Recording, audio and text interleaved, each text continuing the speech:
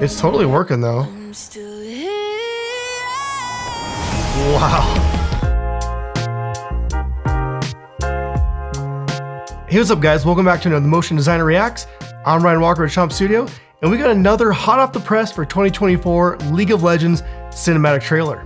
So let's go ahead and take a look at this trailer first. I'll try not to talk over too much, and then in the last half, let's go back and break down some of the sections that we really like from the design eye and animation aspect. So as always, let's keep the intro short and check out the League of Legends new 2024 cinematic trailer. Still here.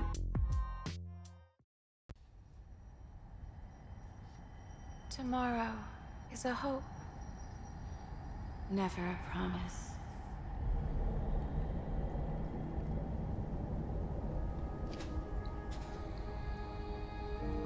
Already hitting us with that sweet slow-mo.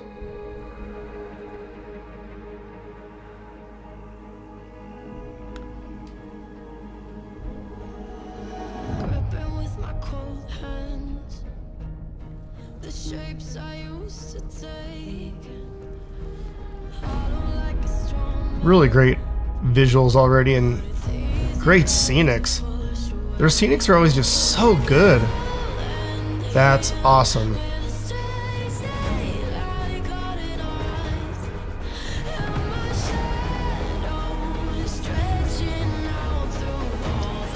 That subtle bullet time is nice. It's not overwhelming. Oh. It's in my blood, it's in my veins. Man. Oh, it's in my blood, it's in Nice fast editing, but there's almost, I feel like I'm missing a lot because it's just so detailed. That's awesome.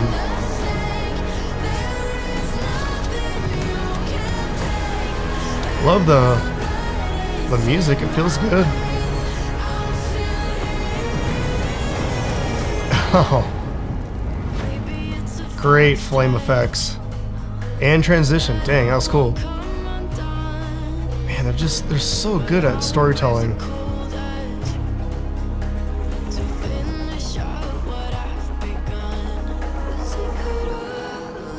Drawn my line.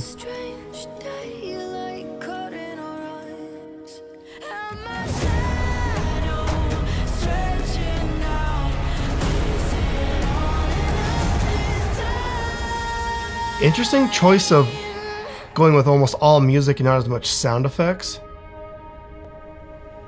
It's totally working though.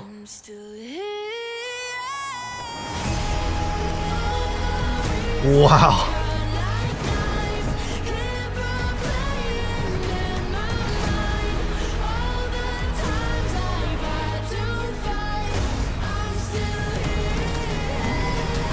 Sweet.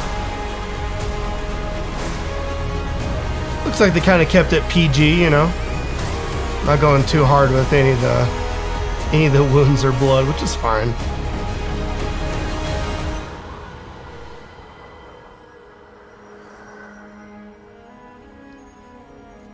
I wonder if they'll have any mind-blowing shots like that hand on the rock from the last trailer we watched.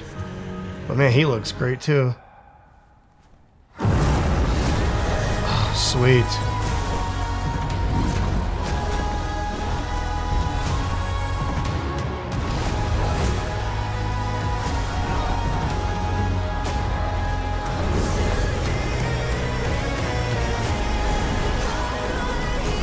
Very cool.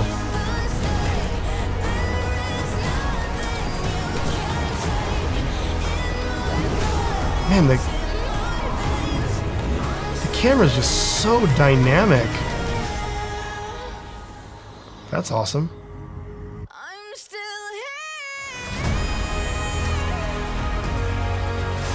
Very cool.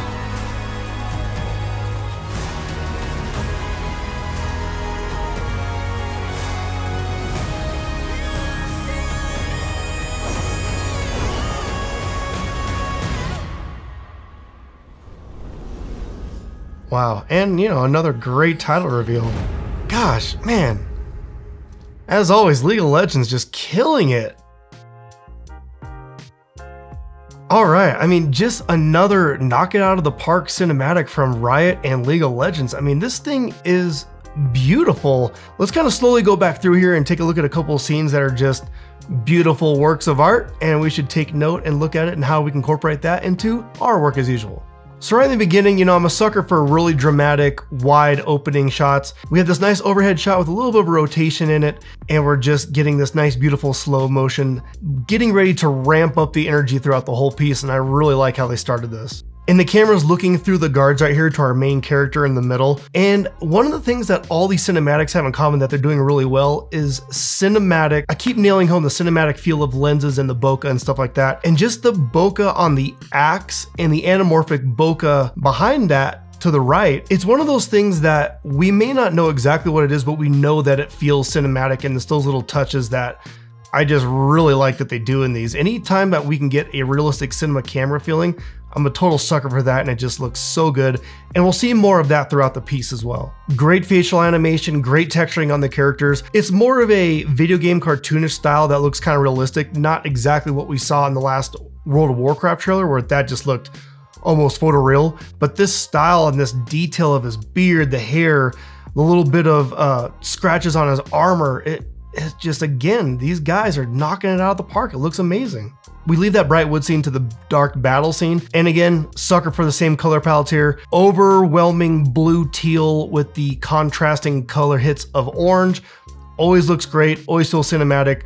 Really nice atmosphere, depth of field, and there's just bodies and history of this war that happened everywhere, and it's telling a story. Again, just with this opening shot, our characters are also that pop of color, so they're standing out of the background, so we're able to instantly hone in on them and see where they are, and our eyes drawn toward them. So it's just really good composition here. All right, I just also want to call out this amazing super shallow depth of field, sword going into the pebbles, and the pebbles are all moving. This shot's kind of on par, not as much, but the hand shot of the previous League of Legends trailers that we watched, the call. Again, these little close-up shots, if you look at this, you could just analyze this and learn so much from it. We have different sized pebbles, there's little pieces of grass, little different sticks and twigs and bits and bobs, and this nice glow and sheen of the sword, and all that's moving dynamically, whatever kind of dynamic simulations they're using, whether it's Houdini or Maya or something like that. But these shots are so highly detailed, and it just goes to show that putting all those fine little details in just makes it look that even more realistic. So just something good to remember for our animations, as well as once you think you've reached detail, put some more detail in it and just keep doing it, but you know, don't go too far that you can't see your scene. And this sword scene does a perfect job of that. Great balance. The funniest thing about this too is this scene is so amazing and the 3D is so good. We're on it for maybe a second, but you know, totally worth it. Great impact, great shot. This fire particle effect at the end really stood out for me too, because it looks so good. There's so much detail in the fire. It's not overly glowy, because even in those hot highlight areas, you're still getting detail.